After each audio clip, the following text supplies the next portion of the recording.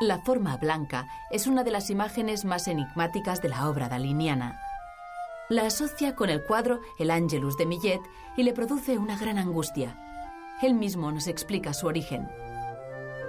Se produce en Cadaqués, mientras remo con violencia, y consiste en una forma blanca iluminada por el sol, alargada y cilíndrica, con los extremos redondeados, ofreciendo varias irregularidades.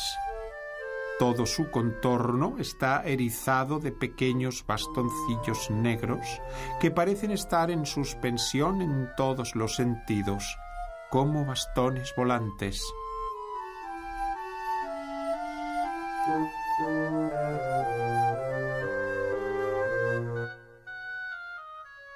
La forma blanca lo hace pensar en una barra de pan con tinteros engastados.